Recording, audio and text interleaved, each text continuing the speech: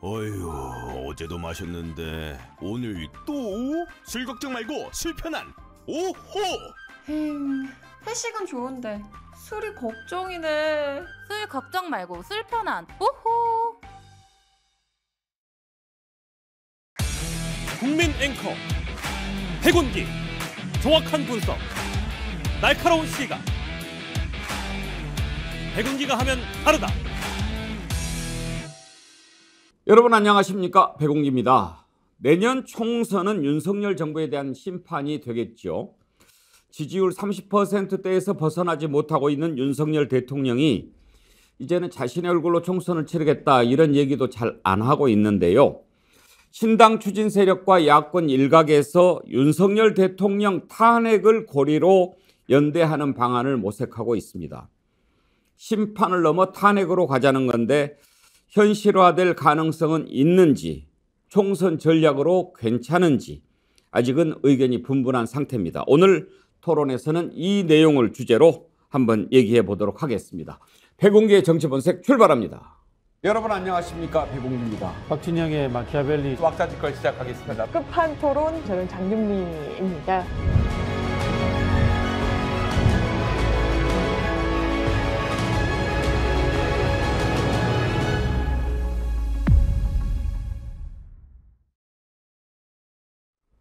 여러분들이 만들어가는 백운기의 정치본색, 여러분들께서 성원해 주신 덕택의 정어리 점프 운동 이후 지금 구독자 수가 가파른 증가세를 보이고 있습니다. 올해 안에 100만 명 넘겨보고 싶습니다. 100만 정어리 대군이 모인다면 우리 스픽스 정의가 바로 서고 상식이 강물처럼 흐르는 세상 앞당길 수 있을 것입니다.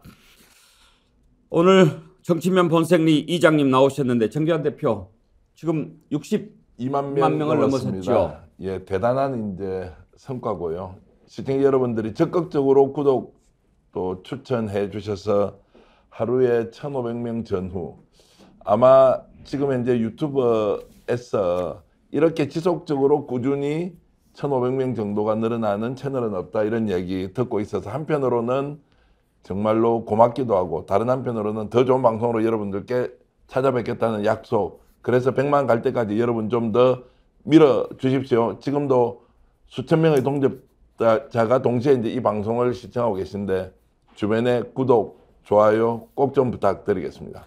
예, 우리가 100만 구독자, 120만 정어리 하려고 하는 이유 여러분 잘 아시죠?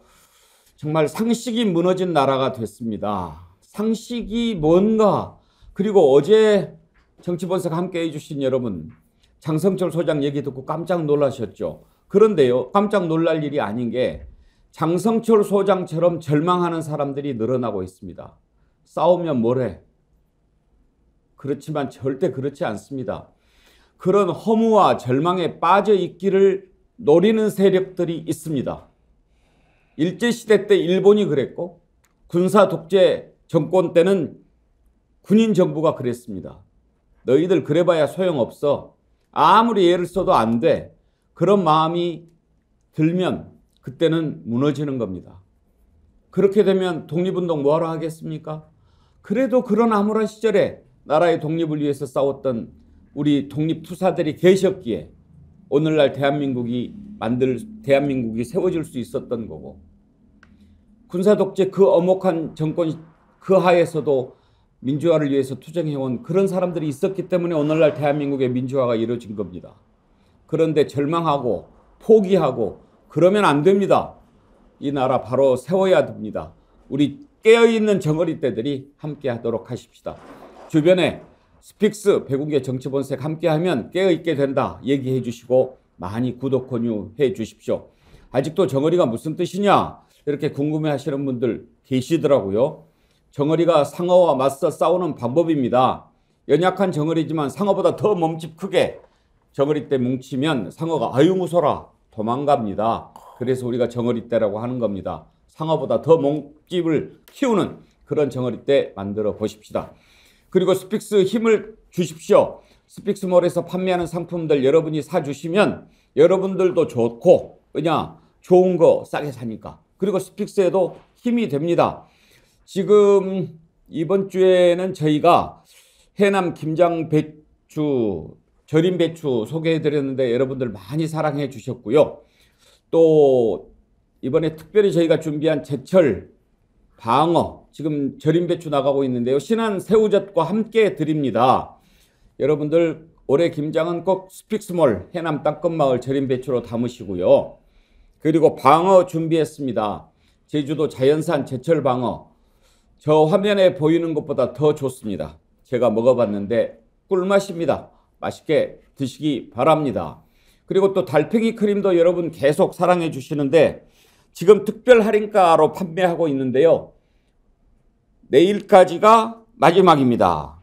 이제 할인가 내일이면 끝나니까요. 아직 구매하지 못하신 분들 오늘이 마지막 기회가 될 것 같으니까요. 서둘러 주시면 좋겠습니다. 그리고 우리 광화문 살롱에서 만드는 맛있는 쿠키도 여러분들 많이 사랑해 주시죠. 유기농으로 만든 겁니다. 9가지 종류 다양한 쿠키 가족과 함께해서 나눠 드시고 이제 연말에 다가오는데 송년 모임 많이 있죠. 약주 드시는 분들 드시고 속 불편할 때 속 편한 드시면 숙취 해소에 큰 도움이 되니까요. 스픽스몰에 들어오시면 다양한 제품들 많이 있습니다. 여러분들 스픽스몰 많이 이용해 주십시오.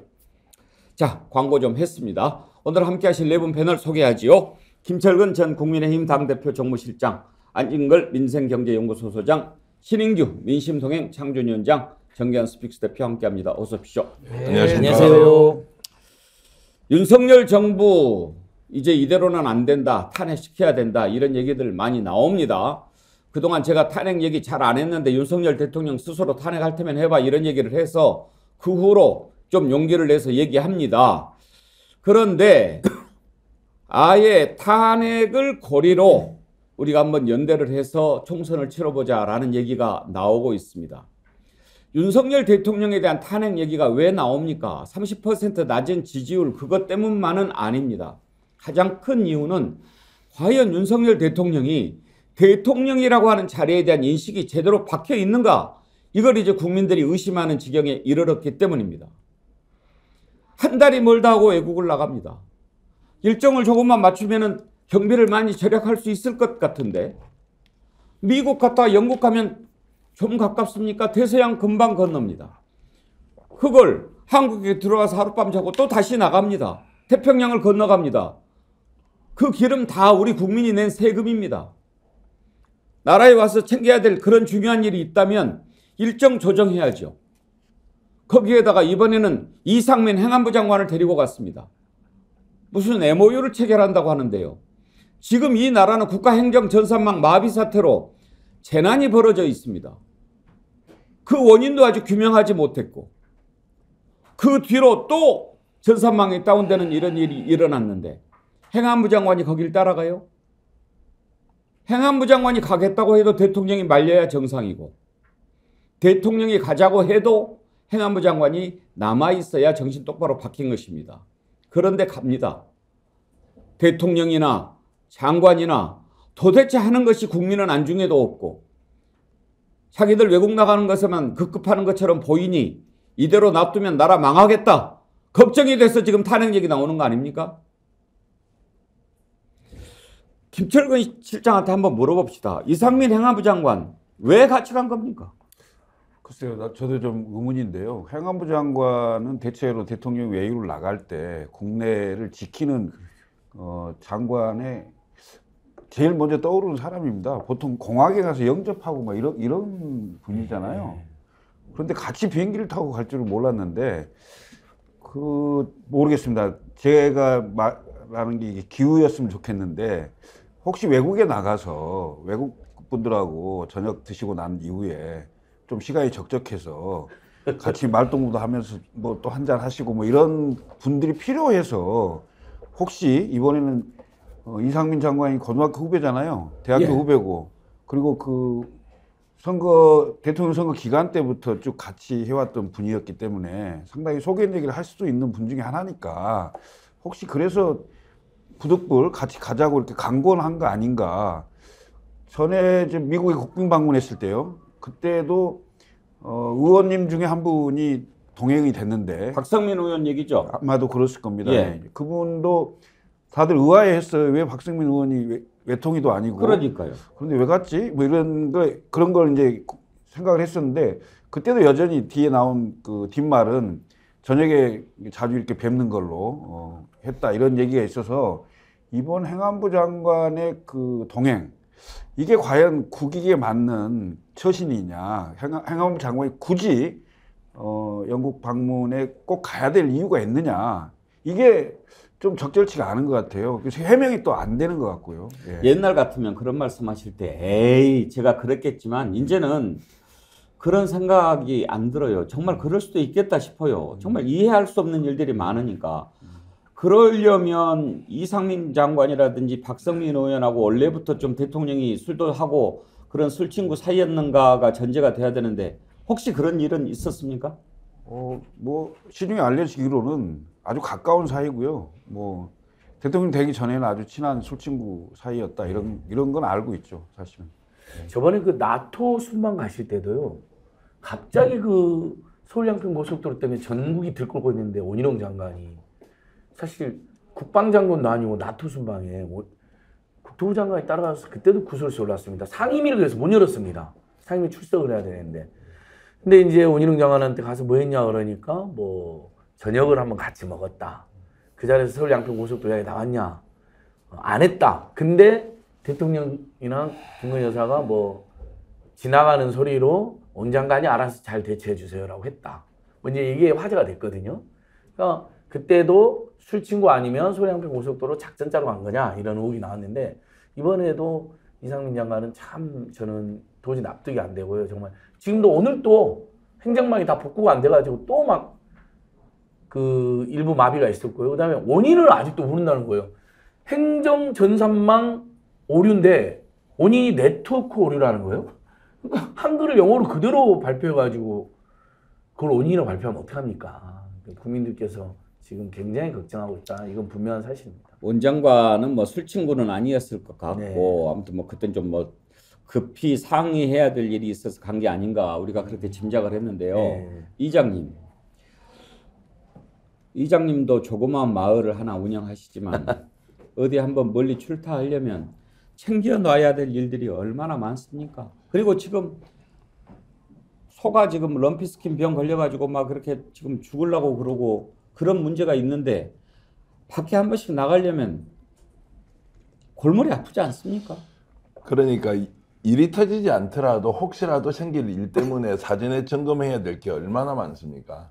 그런데 일이 터졌는데도 이게 가는 이유도 불분명하고 가서 뭐 영국 정부하고 그 디지털 정부 협력을 위한 MOU를 체결한답니다. 그 MOU가 뭡니까? 말 그대로 양해각서면 계약도 아니고 뭐 확약도 아니고 협약도 아니고 그냥 열심히 한번 해봅시다라고 하는데 이게 지금 행정 전산망이 마비가 돼가지고 국민들이 정말로 큰 혼란에 빠져 있는데 굳이 대통령이 거기에 있을 때 가야 할 일입니까? 이거 정리하고 정말 필요하면은 다음에 장관이 얼마든지 나갈 수 있는 거 아닙니까? 설명 제대로 하지 않고 MOU 체결한다? 그 MOU 그거 있으나 마나 한 종이 쪼가리인데 그걸 하기 위해서 영국 정부가 요청을 했다. 그래서 뭐 찾아가서 이번에 이 일을 마무리한다 이렇게 하는 것이 설명이 도무지 되지 않고요. 조금 전에 뭐 여러 가지 억측이긴 하지만 정말 다른 이유 때문에 나간 거 아니냐 이렇게 해서 국민들의 의심을 자초하고 있다 이렇게 저는 생각합니다. 왜 국민들이 의심합니까? 그동안 보여준 짓들이 그랬습니다. 아니 신인규 위원장 이런 상황이면 정상적으로 사고를 하는 그런 사람들이라면 장관이 나간다고 그래도 대통령이 말리고 대통령이 가자고 해도 장관이 남아야 그게 정상 아닙니까? 이 나라가 왜 이렇습니까? 저는 아무래도 윤석열 대통령 들어와서 저는 해외 순방이 지나치게 많다라는 건 어떻게 알 수 있냐면요. 뉴스에 보면은 심심치 않게 해외에서 제가 했다라는 기사가 많이 나옵니다. 그래서 이런 걸 통해서도 그러니까 국내에 중요한 사안이 있는데 대통령이 외국에 도망가다시피 이렇게 가는 모습이 좀 자주 연출이 돼서 좀 문제가 심각한 것 같고요. 이번에도 이상민 장관의 영국 동행 이유를 보면은 디지털 협력에 대한 MOU라고 하는데 대한민국이 디지털 강국 아닙니까? 근데 국내 행정망 자체도 이렇게 오류가 나고 관리도 못하는 사람이 해외에 나가서 MOU를 맺는다는 게 얼마나 참 창피한 일인가. 영국에다가 우리가 무슨 어떤 기술을 갖다가 MOU를 맺는 것인지 참 이것은 의문이 아닐 수가 없고요. 무엇보다 저는 이상민 장관에 대해서는 참 뻔뻔하다라고 볼 수밖에 없는 것이 이태원 참사가 있었고요. 또 잼버리의 무능이 또 드러난 주인공 아닙니까? 거기에 대해서 또 이번에 행정망의 이 무능까지 나오면서 이상민 장관은 더 이상 행안부를 이끌 능력도 없고 책임감도 없다라는 게 이미 증명이 여러 차례 되신 분이에요. 또 헌법재판소에서 무사히 돌아는 왔지만은 이것이 과연 국민들이 면죄부를 준 것인가? 저는 아니라고 보거든요. 그래서 저는 이번에 행안부에서 행정망에 대한 책임도 어떻게 질 것이 뻔히 예측이 되는 게 장관은 아무 잘못이 없고 하위직에서 관리 못한 사람들만 또 책임을 물리는 식으로 이제 갈 텐데 그렇게 되면은요. 도대체 윤석열 정부에서 가장 많은 월급을 받고 의전을 받는 장관이라는 분들은 도대체 하는 일이 무엇인가? 이분들은 얼굴 마담입니까? 아니면 대통령 심기 경호하는 사람들입니까? 우리 헌법 7조에는 공직자는 국민 전체에 대한 봉사자라고 나와 있는데 이분들은 공적의식, 봉사자로서의 서비스의식이 전무하다. 근데 저는 그렇게 많은 월급을 줘야 될 이유를, 제 아까운 세금을 줘야 될 이유를 전혀 저는 찾지 못하겠다는 말씀을 드리고 싶습니다. 그런 상황이니 국민들 입에서 저 대통령 정말 5년 동안 우리나라 맡겨놓을 수 있을까 그런 걱정 나오는 거 아니겠습니까? 그래서 탄핵 얘기가 나오는 겁니다. 지금 경제가 어떻습니까? 무역 수지가 적자를 기록한 것이 지금 얼마인지를 모릅니다. 심지어 세계 200 몇 위까지 우리 순위가 무역 수지 적자 순위가 내려갔습니다. 물가는 어떻습니까? 하늘 높은 줄 모르고 올라갑니다. 이제 짜장면 한 그릇 빵 하나 사 먹기가 두려운 지경이 됐습니다. 실업은 어떻습니까? 경제가 이렇게 지금 파탄이 날 지경이고 민생이 도탄에 빠져 있는데 대통령 내외는 하루가 멀다 하고 외국에 나가서 뭐를 하는지 모르겠는데 국민들이 이걸 이제 어떻게 더 이상 인내하고 보겠습니까? 그래서 더 이상은 안 되겠다 이런 얘기를 하는데 그걸 듣기는 들었는지 탄핵할 테면 해봐라 그런 얘기를 합니다. 배째랍니까? 대통령 탄핵 관련 발언 스스로 했던 얘기 한번 들어보시죠. 저는 지금 같은 이런 정치 과잉 시대에 유불리를 안 따지겠다 그랬습니다. 선거를 위한 정치가 아니라 정말 국민을 위한 정치 그리고 어려운 분들을 위한 정치를 하겠다고 했고 제가 어제 국회에서의 예산안 관련한 시정연설에서도 그 점을 분명하게 했습니다. 이거를 어려운 서민들을 두툼하게 지원해주는 쪽으로 예산을 좀 재배치를 시키면 아우성입니다. 아우성이에요. 내년 선거 때 보자. 아주 탄핵시킨다. 뭐 이런 얘기까지 막 나옵니다. 제가 하라면 하십시오. 그렇지만 여기에는 써야 된다. 그러나 우리 재정을 더 늘리면 그러면 물가 때문에 또 서민들이 죽는다. 어쨌든 그런 누구의 탓으로 돌리지 않고 대통령이 제 책임 또 제가 맡고 있는 우리 정부의 책임이라는 확고한 인식을 가지고 여러분들 오늘 말씀을 잘 경청해서 여러분들도 본인 개인의 일뿐만이 아니라 또 그 주변의 저 상황들을 다 알고 어떻게 보면 대변해서 말씀하시는 거라고 생각을 하고 저희들이 하여튼 잘 경청해서 하여튼 국정에 제대로 반영하도록 그렇게 하겠습니다.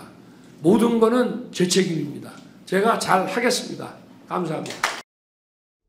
이장님, 누가 건전재정한다고 탄핵한다고 그랬습니까? 아니 그래서 이제 잘 하겠다고 했는데 왜 이 모양 이 꼴입니까? 그래서 국민들이 지적하는 거 아니에요. 그러면 그때부터 가짜뉴스가 되는 거고 공산 전체주의 세력이 정치적 목적을 가지고 대통령을 아무 이유 없이 공격하는 것인가? 이런 생각이 들고요.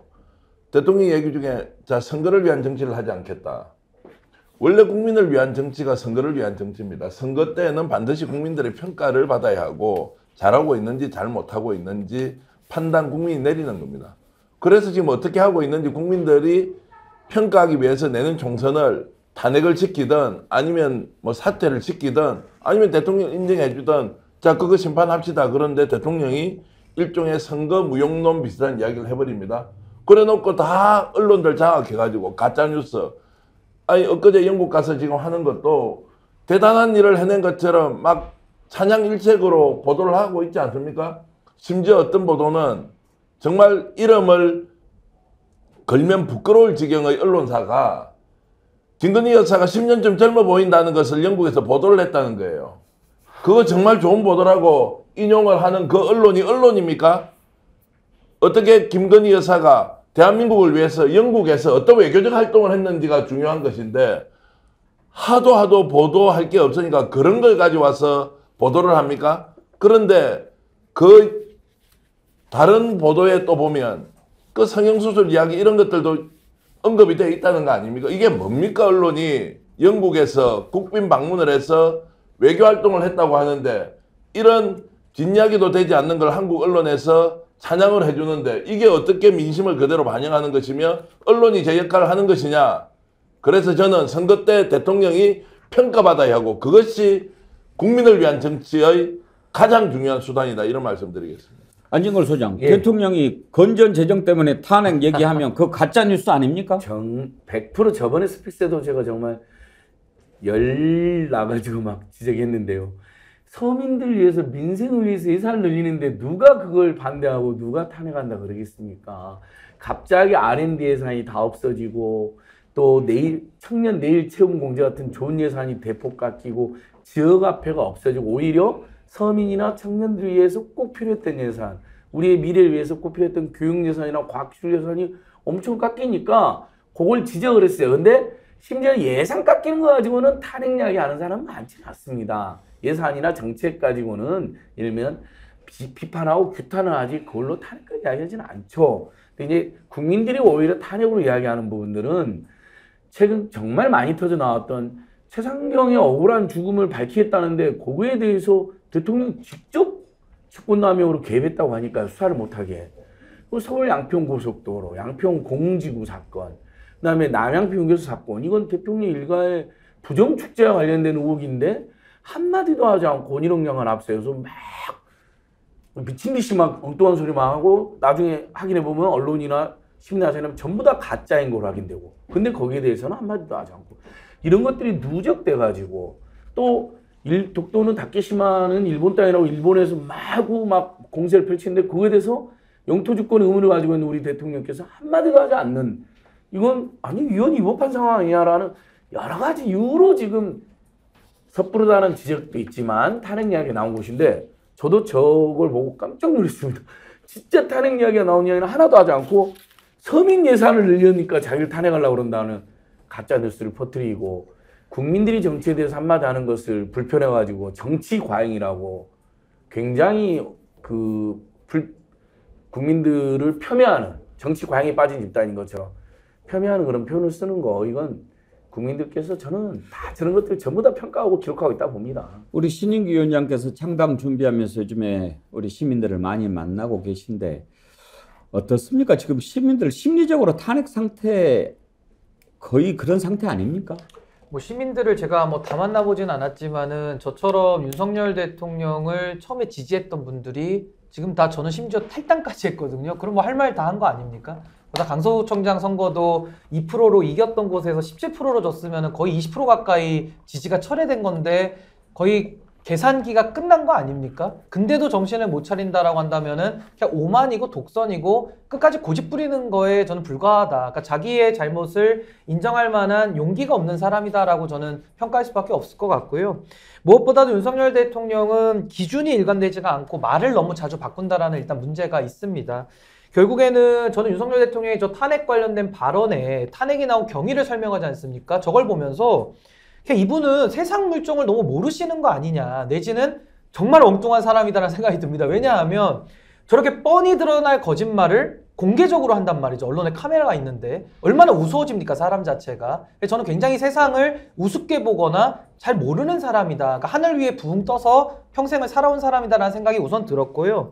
또 하나는 아무도 하지 않은 얘기를 가지고 자기가 마치 탄핵을 어거지로 당하는 약간 피해자 코스프레를 하잖아요. 그러니까 저걸 보면서 굉장히 무슨 유령하고 혼자 싸우시는, 약간 허수아비 유령하고 싸우는 느낌이 좀 나서 좀 우스꽝스럽다는 생각이 들고요. 또 하나는 정치 과잉 시대라고 하는데 오히려 정치 사망 시대 아닌가요? 정치가 사라지지 않았습니까? 근데 뭘 과잉이라고 얘기하는지가 일단은 좀 이해가 안 되고요.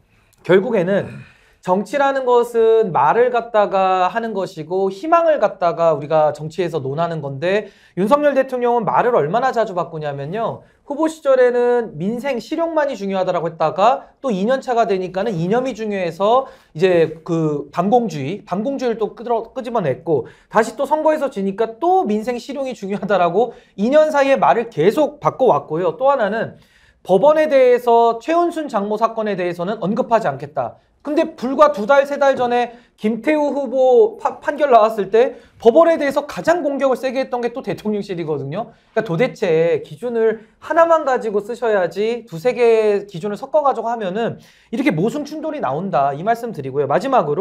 마지막에 책임지고 잘하겠습니다 이러는데요. 전 윤석열 대통령이 책임진 게 뭔지를 정말 모르겠어요. 그동안에 그 문제 있던 장관들, 총리들 아무도 한 명 인사교체하지 않으신 분이 책임지겠다라는 말을 저렇게 하시는 것은 또 다른 국민 기망이다. 전 그렇게 봅니다. 우리 김철근 실장께서도 이준석 전 대표와 함께 신당 준비를 하고 계신데 이준석 전 대표가 항상 그런 얘기 하죠. 12월 27일까지 기회를 주겠다. 뭐 대통령이 완전히 바뀌고 뭐 그렇게 하면은 생각해 보겠다. 그렇지만 안 바뀔 거다. 그런 얘기를 하지 않습니까? 네. 개과천선의 여지가 보이질 않으니 국민들 마음속에 저거는 안 되겠다 이런 생각 드는 거 아니에요? 실제로 그렇습니다. 그러니까 그 강서구청장 보궐선거에서 17.15%로 대패하면서 이 보궐선거의 패배의 원인과 책임이 어디 있느냐 이것을 이제 규명을 하고 앞으로 5개월 정도밖에 남지 않은 총선에서 국민의힘과 집권당이 적어도 수도권 121석에 한 50% 정도는 해볼 만한 지역이다 이렇게 좀 꼽힐 수 있도록 대대적인 변화. 윤석열 대통령이 완전히 바뀌었네.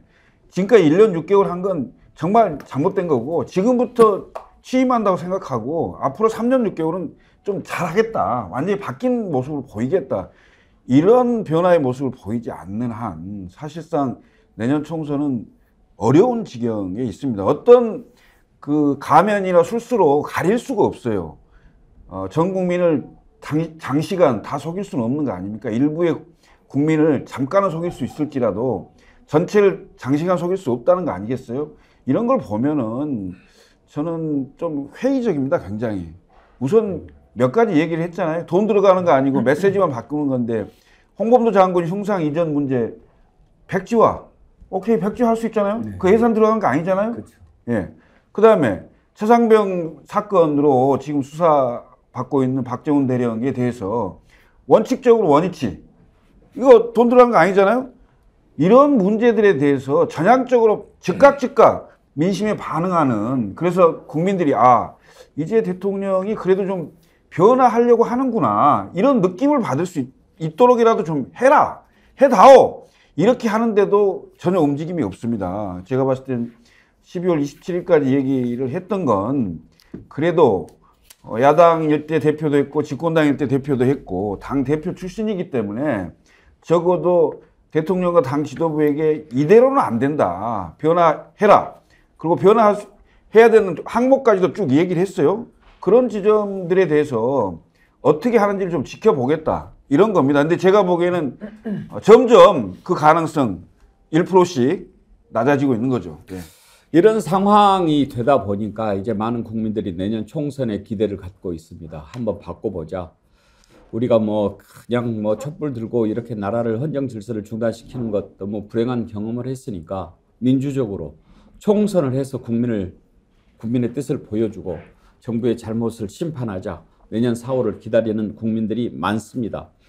그런데요, 내년 4월이 되기 전에 끌어내려야 된다 그런 목소리도 있지만 또 민주정부에서 선거라는 게 있으니까 그 대신 선거해서 200석 이상 윤석열 대통령 반대하는 세력들이 만들어진다면 한번 윤석열 대통령 탄핵을 추진해 볼 수도 있지 않겠느냐 그런 의견들이 나오고 있고 아예 선거 전에 윤석열 대통령 탄핵을 고리로 윤석열 대통령 탄핵을 시켜보자 이런 연대를 만들어서 선거를 치르는 것은 어떨까 이런 의견들이 나오고 있습니다. 민주당 내에서도 나왔는데 지난번에 민영배 의원 북콘서트에서 김용민 의원, 민영배 의원이 그런 얘기를 했죠. 민주당은 제1야당이고 현재 원내 다수 의석이다 보니까 미칠 파장을 고려해서 당론이 아니다 했지만 그런 목소리가 민주당 그리고 신당 또 여러 가지 세력 중에서 있는 건 사실입니다. 그때 당시 김용민 의원, 민영배 의원 발언을 한번 들어보시죠. 반윤연대를 형성할 수 있는 행동을 민주당이 먼저 보여야 되지 않을까라는 생각을 해요. 그 행동이 뭐 선거 연합도 있지만 저는 윤석열 탄핵 발의라고 생각해요. 대통령 탄핵 발의를 해놔야 반윤연대가 명확하게 쳐집니다. 그리고 지금 국민의힘에서도 대통령 탄핵 발의하면 동의할 사람들 많습니다. 여러분 아시겠지만 검사 탄핵 저희가 발의했을 때 국민의힘에서 이탈표가 있었어요. 분명히 있었어요. 이 말씀을 쭉 해오셨어요. 굉장히 설득력 있는 얘기거든요. 근데 아시죠? 다른 탄핵은 국회의원이 100명 있으면 돼요. 발의를 할 때. 그런데 대통령 탄핵은 150명이 있어야 돼요. 그러니까 과반이 있어야 되는데 민주당이 지금 과반이 훌쩍 넘잖아요. 그러면 이런 제한이 일단 저는 유효하다고 봐요. 자, 민주당 두 의원 얘기를 들었는데요. 이장님, 요즘에 저는 그런 사람들 많이 만나요. 국민의힘이고 민주당이고 다 상관없다. 나는 석탄당 만들어지면 찍겠다. 석탄당이 무슨 뜻인지 아시죠? 윤석열 탄핵당. 윤석열 탄핵만 한다면 나는 그 당 찍겠다라고 하는 사람들이 많은데 우리가 기억하지 않습니까? 지난 4월에 전주에서 보궐선거 있었죠. 그때 안혜욱 후보가 10.4%가 10.14%. 그분은 나와가지고 다른 얘기 한 거 없어요. 줄 얘기만 했어요. 네. 그랬는데도 10%를 넘은 거예요. 그게 이제 지금 민심이지 않습니까? 저는 지금 윤석열 탄핵당이 나오면 찍겠다. 나는 정말 이번 총선에서는 그런 내 뜻을 적극적으로 발현하겠다고 하는 이유는 뭡니까? 첫 번째, 기성정치에 대해서 여야 막론하고 여의도 지금 믿지 못하겠다는 것 하나 있을 거고요. 두 번째는 지금 현재 민주당이 이런 정도의 윤석열 정부 국정 운영에 대해서 협상이 되느냐, 설득이 되느냐, 아니면은 협치가 되느냐, 이 대상이 아니라고 민심은 생각하는데 민주당은 아직도 거기에 대한 기대를 하면서 민생 이름으로 무엇을 해보자 하는 여기에 식상해하고 실망한 국민들이 굉장히 많이 늘었다는 거예요. 그래서 민주당 너희들 못 믿겠다. 차라리 윤석열 퇴진과 탄핵을 외치는 정당이 있다면 나는 거기에 찍겠다. 10% 넘게 나오겠죠.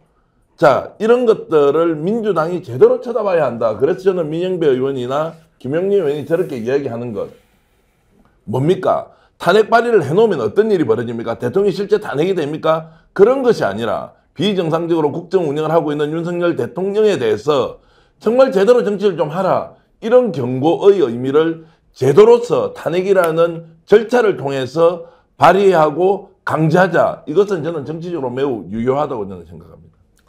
매우 급진적인 발상이긴 합니다. 대통령 탄핵이라고 하는 것을 내걸고 연대를 해보자. 참 쉽지 않은 건데요. 지금 민심의 일부를 드러낸 것이라고 봅니다. 한번 전략적으로 좀 생각을 해볼까요? 신인규 위원장, 네. 탄핵을 고리로 연대해보자. 파장이 있을까요? 뭐 당연히 정치적 영향은 꽤 있을 걸로는 보입니다. 근데 저는 기본적으로 탄핵에 대한 저의 입장은 탄핵은 민주주의에서 최후의 수단이거든요. 그리고 탄핵이라는 것을 우리가 대통령 탄핵을 2번 경험을 했는데요. 국회가 탄핵 소추권이 있는 거고요, 정확하게. 그리고 탄핵을 의결해서 파면을 할 수 있는 권한은 헌법재판소에 있습니다. 거기서는 정치적 사법기관이기 때문에 사법적인 판단까지 나와야 되거든요. 근데 저는 윤석열 대통령에 대해서 뭐 심리적인 탄핵이다. 저도 뭐 윤석열 대통령 저는 뭐 더 이상 두고 볼 게 없기 때문에 이제 탈당까지 한 마당에서는 충분히 국민들의 이러한 여론과 마음이 있다라는 걸 저는 존중하고 거기에 대한 의견에 귀 기울일 필요 있다고 보는데 어떤 전략 전술이 그러면 정말로 윤석열 정권을 압박하고 끝을 낼 수 있겠느냐라는 차원에서 본다면은 저는 지금 정치인들이 먼저 나서서 탄핵을 외치는 것은 저는 이건 매우 우려스럽다 저렇게 생각합니다. 그리고 정치 결사체를 만들 때도 어떠한 반윤이라고 하는 이런 안티테제를 가지고서 새 시대를 열겠다? 저는 그건 불가능하다고 봅니다. 저는 오히려 새로운 비전과 가치를 내걸 때 그 가치에 저는 국민들이 반응한다라고 보고요. 탄핵에 대해서도 과거에 노무현 대통령 탄핵 때는 정치인들이 먼저 탄핵 여론을 조성시켰거든요. 그때 어떻게 됐습니까? 오히려 탄핵에 역풍이 불면서 열린우리당이 과반을 득표했고요. 박근혜 대통령 탄핵 때는 인용이 됐는데 당시에는 민심이 먼저 탄핵을 요구했습니다. 거기에 정치인들은 끝까지 안 가다가 마지막에 이제 소위 말하는 보수의 의원들이 동참하면서 실제 탄핵이 이루어졌고 헌재에서도 8대 0으로 파면을 해버렸거든요. 저는 오히려 노무현 대통령의 사례보다는 실제로 탄핵이 저는 필요하다라고 판단이 섰을 때는 박근혜 대통령 탄핵의 절차를 따라가는 것이 실제 윤석열 대통령에 대한 실효적인 저는 조치가 될 수 있다라고 보는 입장이기 때문에 저는 탄핵에 대해서 뭐 아까 석탄당 이렇게 얘기를 하셨는데 그건 하나의 민심의 부분으로서 저는 존중은 하지만 저는 그런 식의 정치 세력화 교체에는 저는 동의하진 않습니다. 김철근 실장의 의견은 어떻습니까? 정치적인 연대의 고리로 탄핵을 건다. 그걸로 총선을 치른다. 제가 보기에는 그것은 오히려 역풍 가능성이 있습니다. 그러니까 이게 과거 사례를 보면 노무현 대통령 같은 경우도 열린우리당이 탄생을 하면서 민주당 지지하면 결국은 한나라당이 된다. 뭐 이런 논리였거든요. 그게 정치부장들 그 간담회 자리에서 그게 나오면서 이제 탄핵 논의가 됐고 실제 국회가 탄핵을 했어요.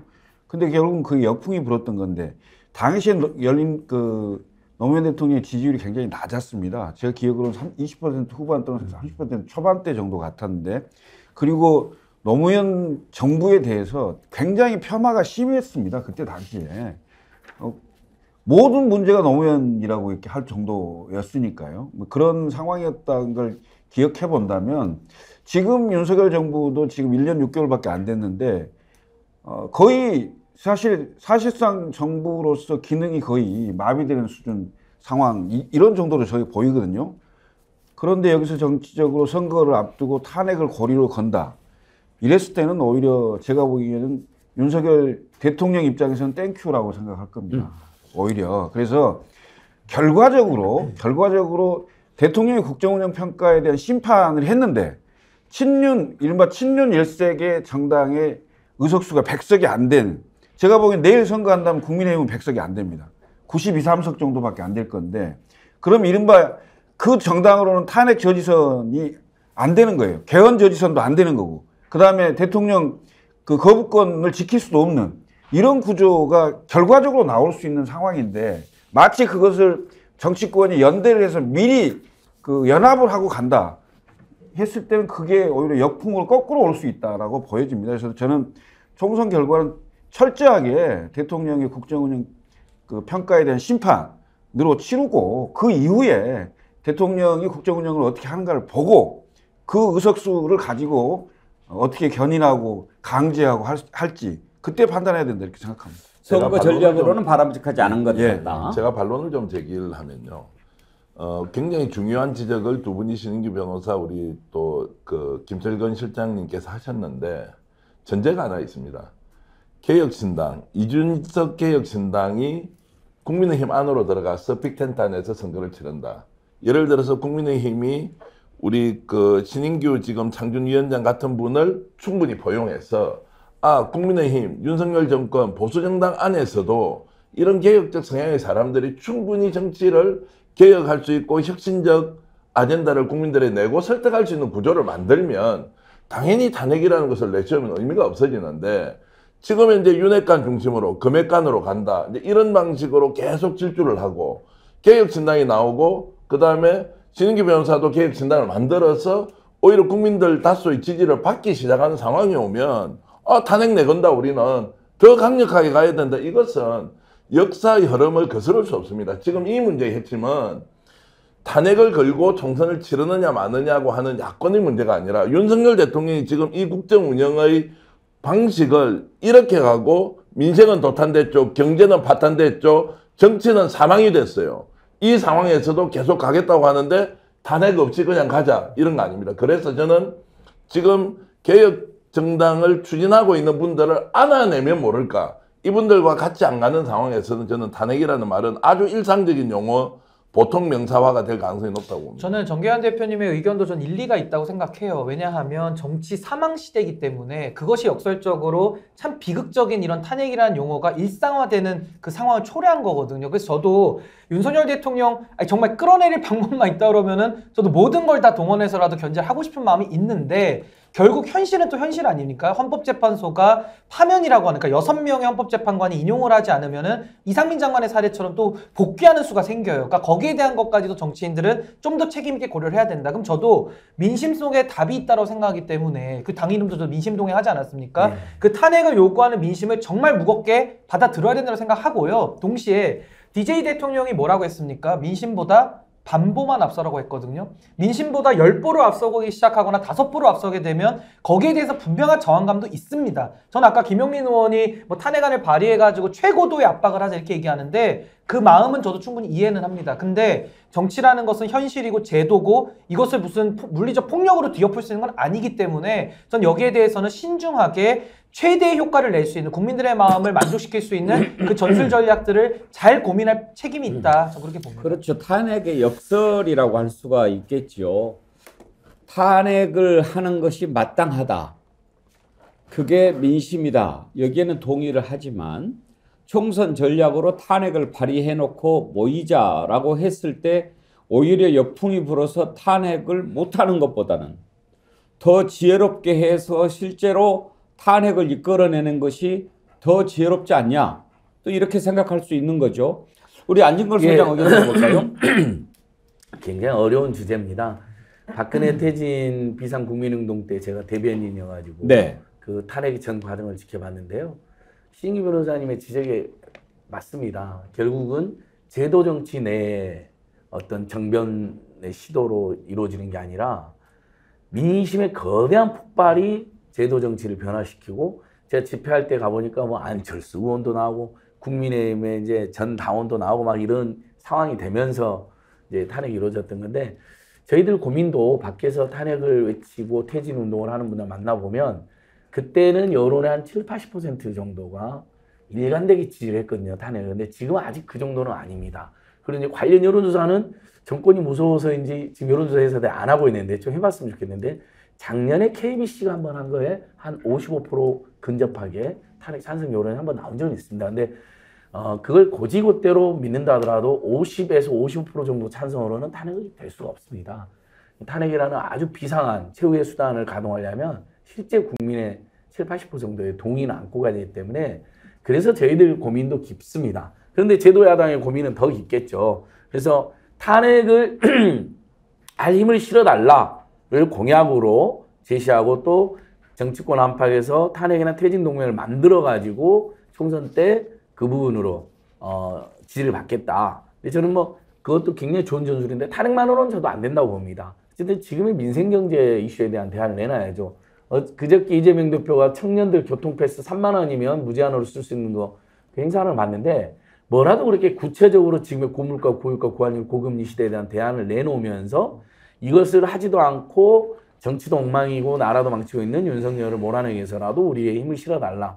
이게 이제 현실적으로 제도 정치 세력들이 할 수 있는 방안이 아닐까 저들은 고민해 봅니다. 근데 다만 분명한 것은 지금 최근에 기본소득당, 그 다음에 열린민주당, 사회민주당 등 그 소수 진보 야당들은 탄핵을 정식으로 이야기하기 시작했거든요. 그래서 민주당 안에서도 의원들이 탄핵 이야기는 할 수 있는 거죠. 그걸 국민들이 호응해서 실제 탄핵까지 가는 데는 상당한 시간이 걸린다 하더라도 민영배 의원한테 제가 직접 여쭤봤습니다. 민당 내나 국회 안에 한 50명 정도가 지금 탄핵에 찬성한다고 추정이 된다는데 그건 추진을 할 수 있다고 봅니다. 그리고 이제 총선제는 안 되겠죠. 안 된다 하더라도 그 추진 과정에서 총선 때 국민적 어떤 호응이나 지지를 이끌어내는 과정이 있다고 봅니다.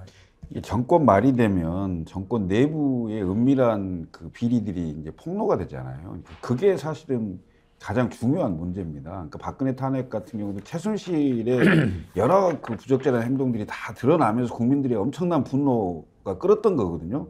그러니까 그게 이제 탄핵으로 가는 거였는데, 지금 이 윤석열 정부도 1년 6개월 남짓밖에 안 됐는데 이런저런 얘기들이 많이 나오고 있어요. 결국 지금 벌써 이제 처가 문제가 관련돼 있는 의혹이 양평 고속도로부터 나오고 있잖아요. 근데 이게 광역자치단체하고도 상당히 이런저런 얘기들이 있다는 게 여기저기서 나오고 있고요. 총선 앞두고 유력자들하고 연관된 여러 투서들이 막 나올 거예요. 그럼 결국 권력 내부의 문제들하고도 연관이 될 겁니다. 근데 이런 구체적인 어떤 비리나 부정부패에 관련된 부분이 뭐라도 하나 나오는 상황이 된다. 이게 딱 떨어지는 게 이건 완전 난리가 나는 상황이 되는 거겠죠. 만약에 이런 게 있는데도 무마가 된다? 이건 무마가 안 될 겁니다. 네. 근데 지금 상황은 전부 다 그 어찌 보면 뇌피셜에 가깝고 그다음에 대통령의 국정 운영에 있어서 대단히 소통이 안 되고 그다음에 무슨 인사를 추천해도 말도 안 되는 인사들을 추천하고 경제는 엉망인데 외국이나 나가고 이렇게 해서 정말 우리나라를 대표하는 대통령이 맞나 이런 정도의 그건 가 있지만 국가 권력이라는 걸 가지고 정말 어떤 무슨 부정부패 거대한 부정부패의 일단이라도 드러난다. 이렇게 되면 이건 문제가 심각해지는 것이다라고 보여지고요. 근데 그러기 전까지는 정치적으로 총선을 앞둔 상황에서 탄핵을 전면적으로 걸어서 공세를 하는 게 오히려 그 보수 결집을 유도할 수도 있는 이런 상황이 될 수도 있다고 보여집니다. 저도 요 두 분의 말씀에 조금만 첨언을 하면 저도 대통령에 대한 탄핵이라는 것이 좀 신중하게 생각이 된 이유가 이게 어렵게 일궈낸 직선제의 산물이거든요. 그러니까 대통령에 대해서 무능하고 보기 싫어도 국민들은 내가 뽑은 대통령을 정치인들끼리 끌어내린다는 거에 대해서는 거부감이 분명히 있는 겁니다. 그래서 저는 윤석열 대통령 탄핵, 아니 탄핵의 성역이 어디 있습니까? 잘못했으면 당연히 끌어내려야 되는 게 민주국가 원래 맞는 건데요. 저도 신중할 수밖에 없는 것은 결국에는 이것이 공소장이라는 것을 통해서라도 어느 정도 실체가 나와야 됩니다. 결국에는 윤석열 대통령의 사당화에 대해서도 초반부터 이야기가 많이 나왔었거든요. 근데 결국에는 그 윤석열 대통령의 녹취, 뭐 체리 따봉 문자 이런 것들이 나오면서 국민들이 진짜 심각하구나를 느끼면서 여론이 바뀌는 거거든요. 그러니까 저도 안진걸 소장님께서 가장 많은 고민을 하시겠습니다만은 저도 고물가, 고유가, 고환율을 생각하면은 단 하루라도 대통령 자리에 있으면 좀 안 되는 게 현실적인 상황인데 이것을 어떻게 정말 효과적으로 국민들의 만족스러운 결과를 끌어내느냐는 조금 더 신중하게 잘 접근할 필요가 있다. 저는 그렇게 생각합니다. 예, 맞습니다. 워낙에 많은 사건이 동시다발적으로 터지니까요.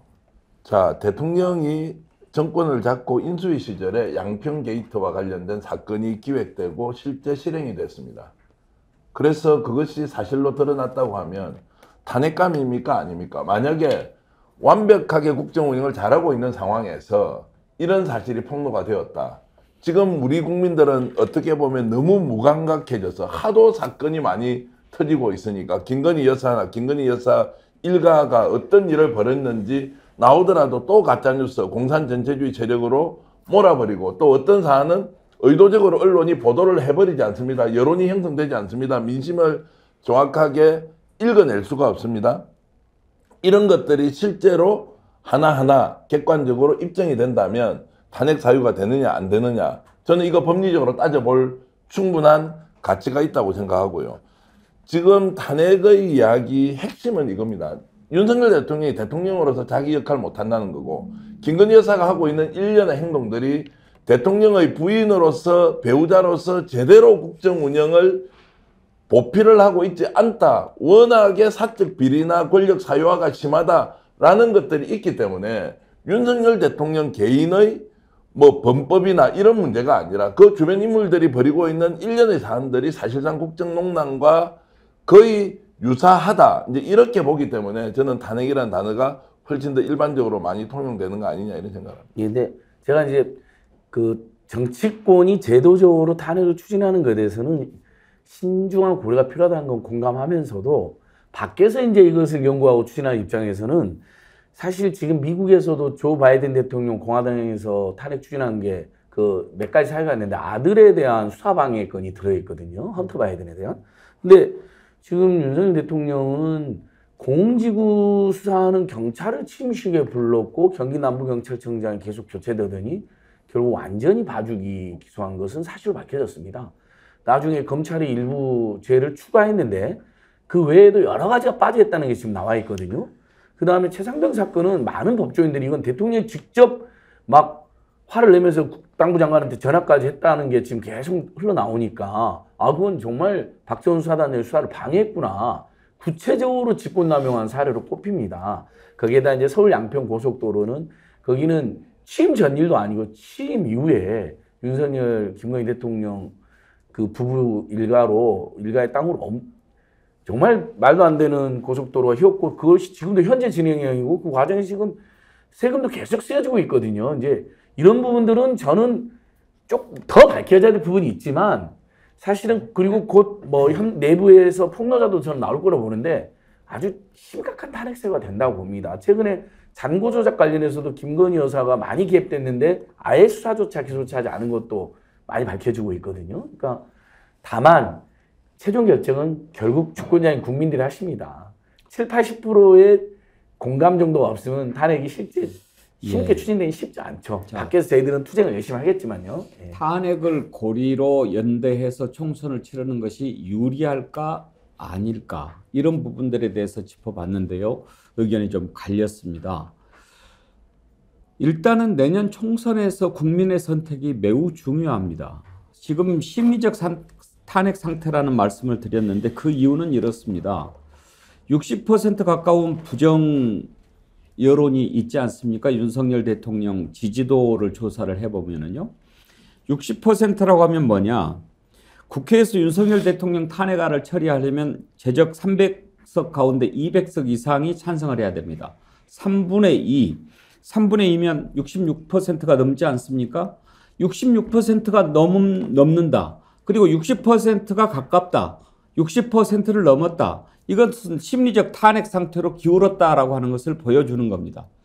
그러면 내년 총선에서 윤석열 대통령을 반대하고 윤석열 대통령을 어떻게 해서든지 이제 국정에서 손을 떼도록 해야 되겠다라는 마음을 먹는 사람이 3분의 2 이상이 모인다면 굳이 탄핵 발의하지 않아도 그때부터는 개헌을 하든 어떤 방법을 하더라도 윤석열 대통령을 더 이상 마음대로 못하게 할 수 있는 장치가 만들어지게 되는 것입니다. 그래서 선거가 중요한데 그걸 미리 탄핵을 발의해 놓은 상태로 치르는 것과 그렇게 해서 불안한 상태에서 치르는 것과 어떤 것이 더 지혜로운가는 좀 판단을 해봐야 합니다. 그런데 여기서 한 가지 주목해야 될 게 있습니다.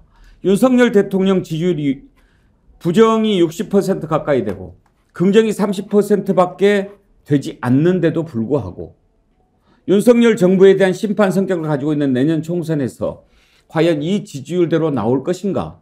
이 부분은 완전히 다른 문제입니다. 어제 나온 여론조사를 하나 볼까요? NBS 지표조사죠. 전국 지표조사 발표가 됐는데 여론조사 전문기관 엠브레인 퍼블릭, K-스탯 리서치, 코리아 리서치, 한국 리서치가 조사한 겁니다. 상당히 전국 지표조사니까 표본이 넓습니다. 자세한 내용은 중앙선거 여론조사 심의위원회 홈페이지 참조하시면 되는데요. 지난번에 강서구청장 보궐선거에서 정부 여당을 심판해야 된다 이런 여론이 얼마나 높았습니까? 그래서 민주당 압승을 했죠. 그런데 이번 MBS 지표조사에서 내년 국회의원 선거에서 국정운영을 더 잘하도록 정부와 여당에 힘을 실어줘야 된다라는 응답이 44%가 나왔습니다. 아니다. 이것은 심판을 해야 된다. 그런 의견은 얼마냐? 44%입니다. 정부 여당을 지원해야 된다. 정부 여당을 견제해야 된다라는 게 동률로 나온 겁니다. 이 여론조사를 놓고 총선에 대입을 해보면 150대 150이 나온다는 얘기입니다. 그러니까 마음속으로 아무리 탄핵을 하고 싶어도 총선에서 이런 결과가 나온다면 그건 국민들이 원하는 상태를 가져갈 수가 없는 거죠. 다만 눈길을 좀 끄는 부분은 이준석 전 대표가 신당을 창당할 경우 내년 총선에서 지지할 마음이 있다라는 여론이 21%나 나왔습니다. 아직 신당 창당도 안 했는데 20%가 넘게 나오는 것, 이것도 매우 주목할 만한 부분인데 문제는 정부 여당에 대한 심판이냐 아니면 여당을 지원해 줘야 되냐라는 것에 대해서 44대 44 공통이 나왔다는 거. 또 하나 충격적인 건 뭔지 아십니까? 정당 지지도입니다. 국민의힘이 34%가 나왔는데 민주당이 27%가 나왔습니다. 여론조사를 믿고 안 믿고는 각자의 판단이지만 일단은 참고해야지요. 여기에 나와 있는 정당 지지도 국민의힘이 민주당보다 더 높게 나오는 것을 어떻게 봐야 하겠습니까? 어느 때보다도 전략적인 접근이 정말 필요한 시점이다라고 하는 것을 보여주는 자료 아니겠습니까? 이런 상황에서 이장님, 무조건 큰 소리만 치고 감정적으로 대응하면 놓치게 되는 거 아닙니까? 제가 좀 반성을 해야 될 것 같습니다. 오늘 저 결과를 보면 바뀔 게 아무것도 없는데 윤석열 대통령 어쨌든 국민적 평가 제대로 받아야 된다고 생각을 하는데 약간 다르게 저는 보겠습니다. 민주당을 믿을 수 있는 정당이 아니냐, 뭐 잘 모르겠습니다. 국힘 믿을 수 없다 쪽이 확실히 많은데, 그러나 개혁적 성향을 가진 청년 정치인들, 젊은 정치인들이 가서 뭔가 국민의힘을 개혁하면 좋겠다는 또 기대가 있는 것도 사실입니다. 자, 이게 지금 저는 중도층이 어떤 생각을 가지고 있느냐. 결국 총선은 중도층의 표심에 따라서 결정이 날 거라고 보는데, 그만큼 기성정당, 민주당과 국민의힘 현재 조건에서 유불리의 측면이 분명히 있다고 생각하고요. 다만 여기서 중요한 것은 실제로 선거가 이제 치러집니다. 지난번 강서구청장 보궐선거에서 봤을 때 그 이전까지는 자, 한 5% 전후의 차이만 날 것이라고 했는데 실제로는 17% 이상 포인트의 차이가 났는데, 그게 뭐냐? 결국 숨어있는 민심들이 다 드러나게 돼 있다는 것이고요. 그런 면에서 저는 지금 전체적인 상황이 총선 국면에서 인물 대결로 갔는데 국민의힘이 개혁 공천에 실패한다거나 또는 지금 빅텐트라고 외치고 있지만 이 사람들을 실질적으로 국힘에서 그 혁신의 동력으로 쓰지 못하는 상황이 오면 저는 몰패를 한다고 생각하고 있고요. 물론 여기에는 민주당도 이재명 대표가 정말 혁신과 개혁 공천으로 새로운 정치 신인들을 발굴하고 국민들에게 평가받아야 하는 과제를 안고 있지만 현재의 판에서는 그대로 총선을 치를 경우에 저는 국힘이 절대적으로 불리한 상황이기 때문에 저 여론조사 결과와 실제 총선의 결과는 다를 수 있다, 이렇게 저는 전망합니다. 근데 저는 이 법률적인 부분은 제가 짚어드려야 될 것 같은데, 왜 200이라는 숫자가 중요하냐, 총선에서. 그러니까 범야권이죠. 왜 200이라는 숫자가 중요하냐면요, 세 가지인데요. 탄핵을 하려면, 대통령 탄핵을 하려면 재적 3분의 2가 필요해서 200석이 필요합니다. 그리고 대통령이 거부권을 남발할 때 이걸 제어하기 위해서는 출석의 3분의 2니까 이것도 거의 200석이 필요한 거예요. 전에 출석한다 쳤을 때. 마지막으로 개헌할 때 국회에서 넘어야 될 관문이 재적 3분의 2입니다. 그래서 200석이라는 숫자가 초다수거든요. 이게 굉장히 중요한 숫자입니다. 근데 200석을 만들어내야 되는데, 저 조사 보시면요, 저는 저 표심이 국민의 민심이 정확히 읽히거든요. 민심 동행이 뜻일지도 모르겠는데 정확하게 이거죠.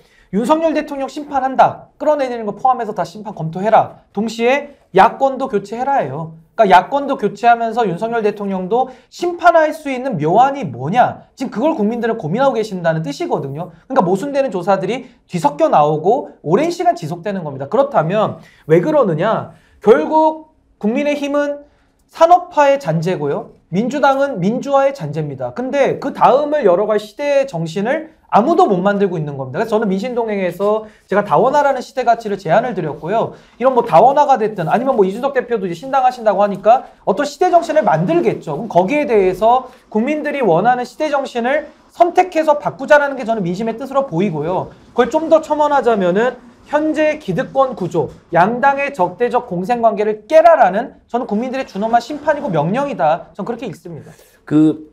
이번 여론조사는 아주 심각하게 민주당이 받아들여야 됩니다. 여론조사 시점을 보면 최근에 민주당의 무사안일, 그게 일부겠지만 실언들에 대한 비평도 들어있는 것 같거든요. 기간을 보니까요. 근데 11월 22일 YTN 조사에 의하면요, YTN이 대대적으로 조사해놓고 이게 왜 제대로 보도가 안 되고 모르는데, 윤석열 대통령 지지율은 30%에 30%, 아까 앵커께서 말씀하셨던 그 3분의 2 부정 66%가 정확히 나와 있습니다. 그러니까 며칠 사이에도 여론조사 기법에 따라서 좀 여론이 다르게 나오기도 하고, 또 민심이 요동친다, 이렇게 해석도 될 수가 있습니다. 근데 분명한 건 이번 그 내기간 지표조사에서도 지지율이 35%이 되지 않거든요. 그럼 당연히 대안으로서 민주당이나 야권에 대한 지지가 높아야 되는데, 민주당이 어느 조사에서는 높게 나오지만 이번에는 많이 떨어진 거로 나옵니다. 오차 범위도 국민의힘이 진다고 나오는데, 이건 정말 참 망신이고 진짜 대역신해야 될 일 아닙니까?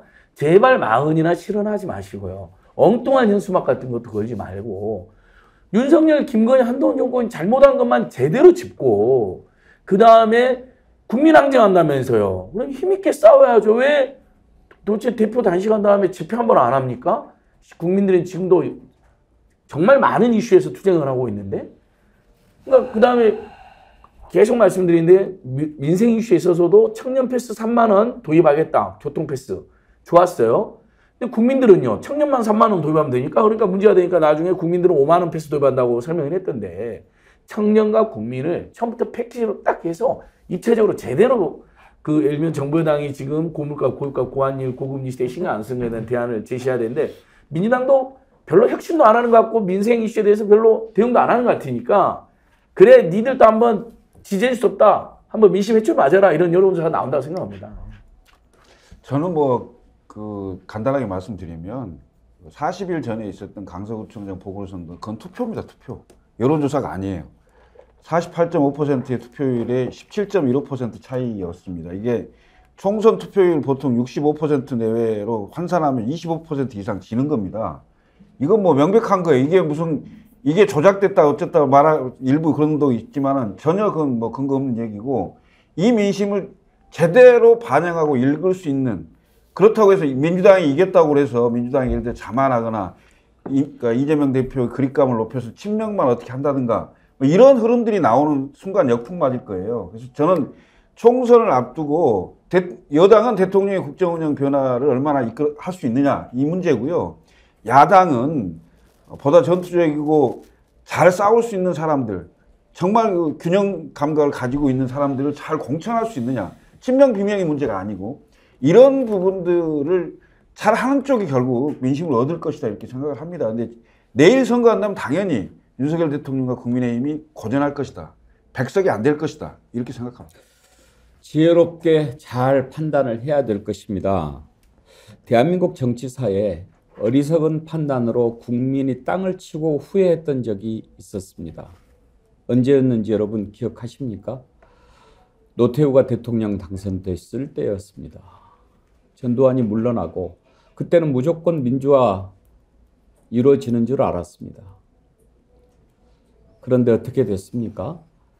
그 전에 사실 전두환 때도 마찬가지였습니다. 야당의 지도자들이 힘을 합쳤다면 그렇게 안 됐을 수도 있겠지만 그때는 뭐 군사 독재가 서슬퍼럴 때였으니까 어쩔 수 없고 직선제 개헌을 쟁취했는데 그때 무조건 문민정부, 민주화 정부가 들어서는 줄 알았죠.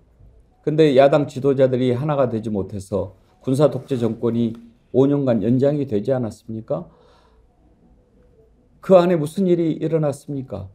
그만큼 대한민국의 민주화가 늦어지게 된 것 아닙니까?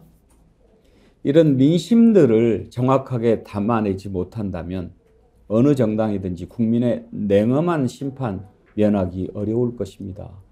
국민은 항상 옳지 않습니까? 국민이 뭘 원하는지 그걸 잘 들여다보고 총선 전략 세워야지 전략이 어디 있습니까? 국민만 바라보면 되는 겁니다. 어떤 게 옳은 것인지 잘 판단하도록 그렇게 하기를 간절히 바랍니다. 오늘 탄핵을 고리로 연대해서 선거를 치르면 어떨까 하는 부분에 대해서 토론을 해봤는데 네 분의 의견을 들어보면서 저도 생각하는 바가 많았고 정치권에 시사하는 바도 적지 않을 거라고 생각합니다. 기회가 되면 또 다른 주제 가지고 깊이 얘기를 해보도록 하지요. 여러분 주말에 추워진다고 하니까요. 대비 잘 하시기 바랍니다. 끝으로 스픽스몰 소개를 좀 하고 마칠까요? 방어회 앞부분에서 소개해드렸는데요. 제주도 자연산 제철 방어 이번에 우리 스픽스몰에서 자신에게 추천하는 건데 얼마 남지 않았을 겁니다. 마지막으로 주문 많이 하시고요. 또 달팽이 크림도 내일까지만 특별 할인하니까 많이 사랑해 주시고 또 우리 스픽스몰 제품들 있죠. 광화문 살롱에서 만드는 쿠키 이것도 제가 한번 소개를 해드렸더니 많이 사주시더라고요. 가족들하고 나눠 드시기 좋고 연말에 선물하시기도 좋습니다. 또 술 편한도 있으니까요. 지금 바로 스픽스몰에서 이런 상품들 많이 구입해 주시면 스픽스에 힘을 주시는 방법이라는 것 말씀드립니다. 구독, 권유 많이 해서 100만 정어리 때 빨리 만들어 주시고요. 자, 여러분 오늘 여기까지 하겠습니다. 함께 해주신 네 분 패널 수고하셨습니다. 감사합니다. 네, 감사합니다. 건강한 몸으로 월요일 다시 찾아뵙겠습니다. 국민 앵커 해군기 정확한 분석 날카로운 시각 해군기가 하면 다르다.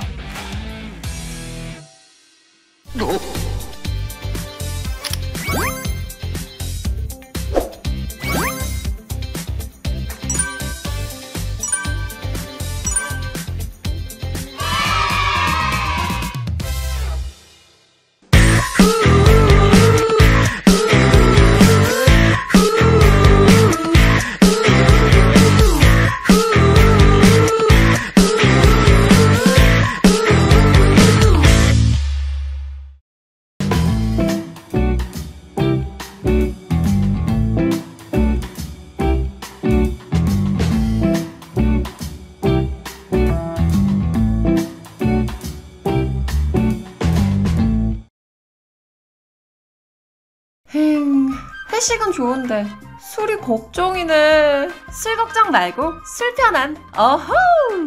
제가 술이 약해서 술 걱정 말고 술 편한. 오호. 여러분 안녕하십니까, 배봉주입니다. 박진영의 마키아벨리 왁자지껄 시작하겠습니다. 끝판 토론, 저는 장윤미입니다.